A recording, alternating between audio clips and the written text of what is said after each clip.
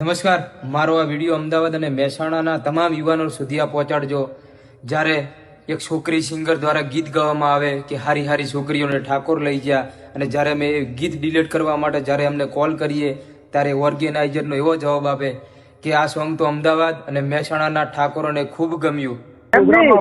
મારી વાત આપણો અમદાવાદમાં કયો ઠાકોર છે કે આ ગીતને સપોર્ટ કરે છે? મને કોન્ટેક્ટ આલો ખાલી એનો, હું એની પથારી રગડી નાખું.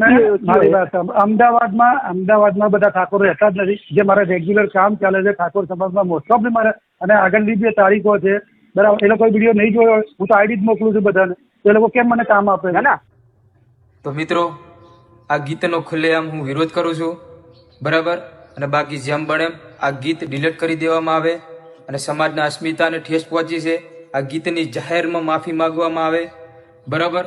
અને મિત્રો, ક્યાં જ્યાં સમાજના યુવાનો કેમ કોઈ ચૂપ છો, કેમ બધા બોલતા નથી? ખરેખર શું અમદાવાદ અને મહેસાણાના આપણા સમાજના યુવાનોને આ ગીત ગમે છે? જેટલા બી વાહિયાત ગીતો નીકળે સમાજ લક્ષી, ત્યારે મહેસાણા અને અમદાવાદથી જ નીકળે છે. મિત્રો, ત્યાં આગળ પ્રશ્ન શું છે, બરોબર? મને જણાવો.